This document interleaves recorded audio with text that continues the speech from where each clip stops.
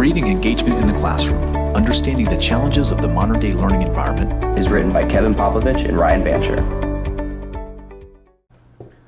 Welcome to the next webinar in our series, Creating Engagement in the Classroom. I'm Kevin Popovic, a lecturer at San Diego State University. Today we'll learn what exactly it means to form a real connection inside the higher education classroom. How does engaging in the classroom for professors and students alike improve learning outcomes? Why is classroom management becoming increasingly difficult? And we'll have answers to these questions and more. I'm Ryan Vanshur, an undergraduate student at San Diego State University and co-author with Kevin of our ebook, Creating Engagement in the Classroom. Today we're discussing connecting with students, and we think you'll be interested in the topic. So the overview of today's webinar includes: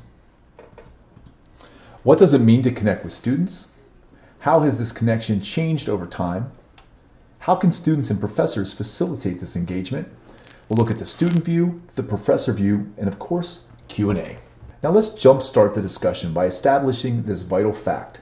Connecting with students has meant different things to different teachers over the years. When Socrates taught his students, one could assume connecting meant that they understood the insight and information he provided. Rachel Carson, author of Silent Spring, said, "If facts are the seeds that later produce knowledge and wisdom, then the emotions and impressions of the senses are the fertile soil in which the seeds must grow." Albert Einstein touched on connection when he said, "It is the supreme art of the teacher to awaken joy in creative expression and knowledge." And as the role of the teacher changed, so did the concept of connecting. A strong connection between students and teachers may lead to a student's advancement beyond academic success, encouraging them to grow and prosper in both their personal and professional endeavors. Teachers possess skills, knowledge, and experience that are invaluable learning tools not offered in the classroom. When students and teachers connect beyond the curriculum offered in the course, they open the door to new experiences, opportunities, and paths to success. So for a professor, facilitating and nurturing this connection between a crucial objective, one that constantly evolves in today's academic landscape. But it's not impossible. We must turn to history and look ahead to best to determine how to create this connection now and in the future. Although the relationship between students and teachers is growing, something that complicates the connection is the class sizes have grown as well. So it's something I personally witnessed at SDSU, and it's something that really caught me off guard, honestly, when I first showed up to the campus. And so what used to be 20 to 30 students in a room has grown to 200 to 300 students in some schools. And a teacher, like any person, has limited capacity in terms of how many names and facts they can remember. And so Dunbar's number was researched and determined by British anthropologist Robert Dunbar, basically asserts that humans are capable of maintaining at most 150 social relationships. So then as the classrooms grow, sometimes well beyond this 150 cap, so do the requirements for connecting with each student on behalf of the professor. And so a face with a name, a fact or quirk about them, or some shared experience can lead to a successful teaching relationship.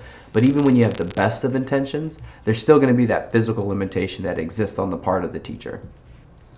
That is definitely true, Ryan. And here's what I've observed. In a typical classroom, I have about 50 unique students. Each has a unique name, and of course, each has a unique student identification number. At the beginning of each semester, this is what I know of them, and it forms the foundation of our relationship. As each week progresses, I learn which students show up for class, and I notice those who do not. I also start putting a face with a name through participation. The student who asks the most questions become the faces I recognize more than others. I just see them more because we're interacting regularly. And the more I interact with them, the more they interact with me.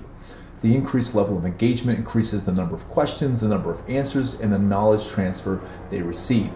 Others who watch this engagement get something, but I don't believe it's the same as if it's those asking the questions. Their questions mean something more to them than someone else's questions will. My answers to them generate a different feeling than answers to someone else. This is part of the relationship I can customize for my students when time permits. That seems to make a difference to the success of the student. The more engaged the student, the greater the learning. The more unique their experience, the greater their relationship. The greater the relationship, the greater the outcome. It all starts with me encouraging their participation and generating a worthwhile takeaway once they do interact. So I've always admired the educators who try to shake up the class with those creative engagement strategies. And so these professors understand the importance of tapping into the back-end classroom tools that students put in place. The front-end tools are really your standard LMS learning management systems, ebooks, textbooks, publisher tools, or anything put in place and typically managed by the instructor with the participation of the students. On the other hand, there's back-end tools as well that are created and managed by the students and maybe done so without the educator's knowledge. And this is common for students to create things like Facebook groups with a designated or shared Google Drive where they can collaborate on projects, they share class information, stay updated on assignment, form study groups, and a variety of other uses. And most of our class-related engagement is now occurring outside the lecture and usually takes, in place or in the form of mobile device interaction.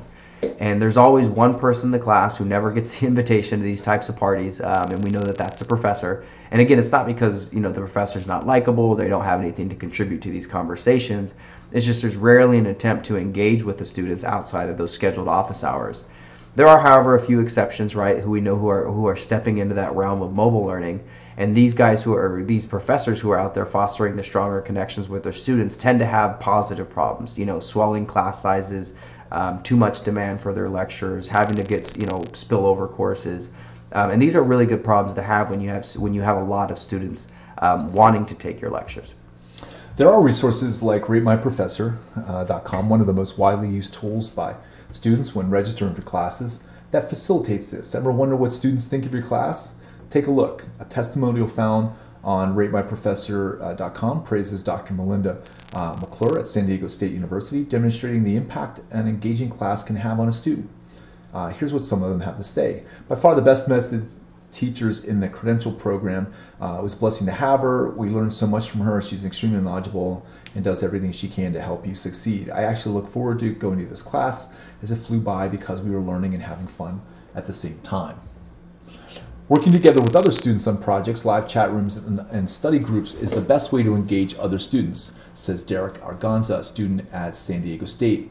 Social media groups also work very well for planning events and outreaches for students that have specialized hobbies. In the end, it takes leadership of outgoing students and professors to create a welcoming atmosphere to make sure that nobody is left out. Ryan, what are some of the techniques that you're experiencing or heard that professors are using to create engagement?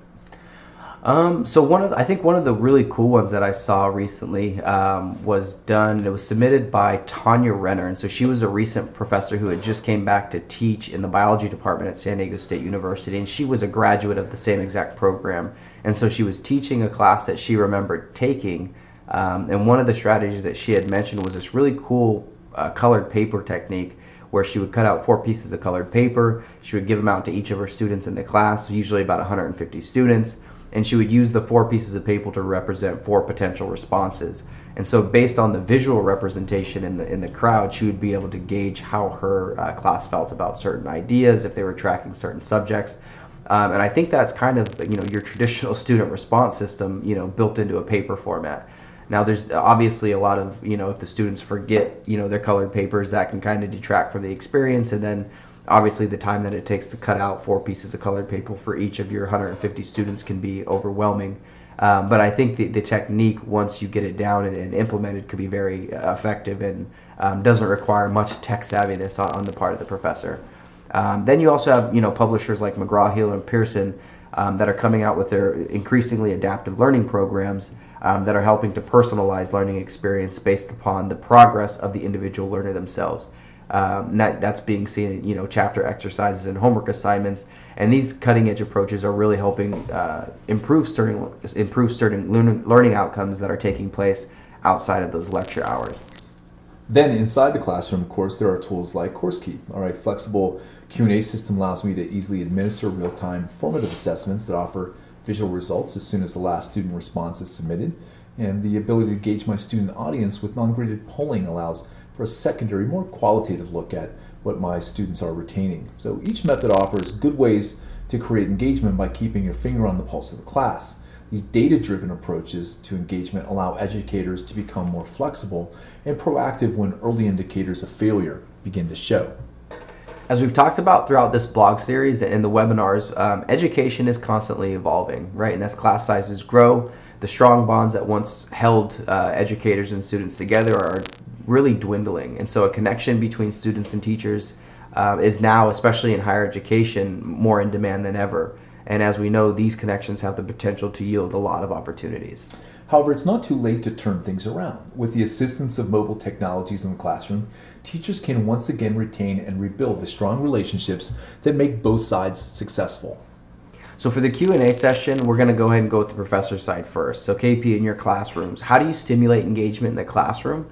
And what techniques or activities do you have in place that are consistently generating results? Well, one of the challenges that I've had in the classroom is some of the longer lecture times. My class is about 2.5 hours, and really for anybody to pay attention for 2.5 hours, the content really has to be good. We have to do some things. So one of the things that I've been able to do is to break that big lesson up into smaller lessons, and by varying the types of content that I include in the lessons. So sometimes I'll lead in with a brief lecture. Sometimes if the lecture runs long, we can include a game to break it up, a purposeful game, of course. I can show a video, and the nice thing is that about including some sort of assessments throughout is to make sure that each of the students are actually getting something out of each of the pieces of content that I'm bringing into the classroom. So it's not just saying, hey, let's watch this video, but there will be, let's watch the video, let's talk about it, and then let's have a quiz or some sort of poll on what we're trying to get from this. And it's a way that I'm able to really determine, was it a purposeful piece of content, or was it something that just ate up some more time in my classroom? Okay. So Ryan, here's one for you. Right? What can a professor do in your mind to make you feel more willing to speak up and engage? Right? What makes you comfortable enough to raise your hand and participate? I think first and foremost, having that built into the class in general is kind of the first thing. If there's never a chance to ask questions, like sitting in a 500 student lecture in an hour and 15 minutes, very rarely is the professor going to say, is any of you guys in the 500 crowd here have a question for me? And so usually you got to come up after the lecture's over on your own time and ask these questions. I think professors that build in sections just for Q&A tend to get a lot more interaction, but also professors that keep it honest and eliminate the 3 kids at the front of the class who always get to answer every question. Sometimes you have to overlook the hand that goes up every single time you have a question in order to figure out, is anybody else in the audience experiencing some of these same thoughts or ideas that the students in the front do. So one, making sure that you build in time to facilitate questions, or at least a strategy or tool to do that. And then 2, spreading the love around and just making sure everybody has a chance to contribute to the conversation really allows me to open up throughout the course of the semester as it goes on. Hey, great response. Well, excellent questions. Again, that wraps up our 3rd webinar. And even though this one's wrapping up, our conversation still continues. That's right, and you guys can download the ebook, Creating Engagement in the Classroom, if you want to learn more about how to create engagement in your own lectures. And whether you're a teacher or a student, we always encourage you to join the conversation and contribute to our learning. You can add your comments to our blogs at our website, creatingengagementintheclassroom.org. And be sure to follow along our conversations using the social media hashtag, Creating Engagement. Thanks everyone for joining our conversation today, and please consider sharing this with your fellow educators and students so they can share their expertise, opinions, and experiences as well. Creating Engagement in the Classroom, Understanding the Challenges of the Modern-Day Learning Environment is written by Kevin Popovic and Ryan Vanshur. To learn more about creating engagement in your classroom, visit creatingengagementintheclassroom.org or follow hashtag Creating Engagement.